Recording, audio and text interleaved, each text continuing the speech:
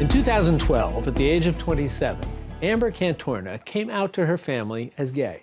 As the daughter of a Focus on the Family executive, telling her truth came indeed at a price. In her new book, called Refocusing My Family, she sheds light on the suffocating expectations within the ultra-conservative group Focus on the Family, and talks about her subsequent journey to the liberating joy of finding love. And she tells how she discovered the true love of God and boldly took on her new identity. And we're delighted to have Amber joining us now to talk about all of this. Amber, it's nice to have you here with Thank us. you so much. You try to capture in an introduction to a book like this something of the background. It's hard to do. It's complex, as you know. Mm-hmm. So let me start by asking you, just give us a capitalization of how you grew up. We talk about the ultra-conservative organization. Your father was an executive there for nearly 30 years. Tell us how that would structure your younger life. Well, you're right that he did work at Focus on the Family and indeed still does.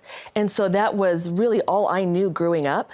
I was homeschooled K through 12 and really was kind of cocooned in this Christian ultra-conservative bubble that kept me protected from the outside world and really kept me protected from any kind of diversity of any kind, which I didn't realize, of course, at that time. Because that's your world. Because that's all I knew, exactly. The other world. I had no idea how much I was missing. And in fact, people would ask me quite frequently, do you feel like you're being kind of kept from the outside world? Do you feel sheltered? And of course I said no. I felt like I was having the epitome of a Christian life. Everybody looked up to us as the iconic Christian family and the dream of what it was supposed to be like to have Adventures in Odyssey and James Dobson and homeschooling and all these things.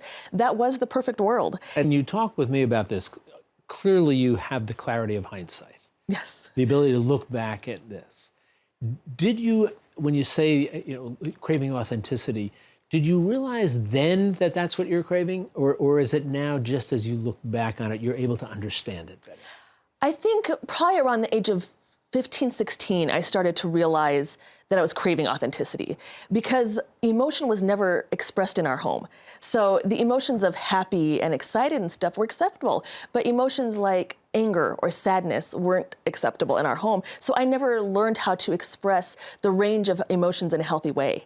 And so I think when I became 16 or so, I started to realize that I had suppressed so many emotions from such a young age that I was craving a way to be able to express those emotions in a real way where I didn't have to filter everything I was saying to somebody to uphold the reputation of our family. So much of this book is not just a recitation of your life, but it gives insights. I think it offers suggestions to other people who have experienced life the same way you have.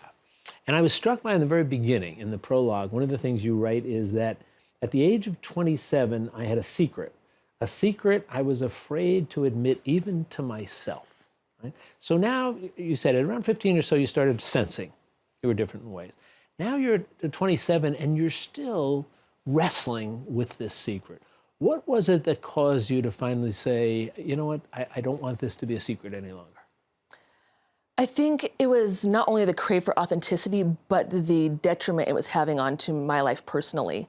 Keeping that secret was holding me captive, and it was causing such an array of emotions and things of self-loathing and self-hatred and self-injury and depression and anxiety that it got to the point where I felt like if I didn't face this, it was going to be the very thing that killed me.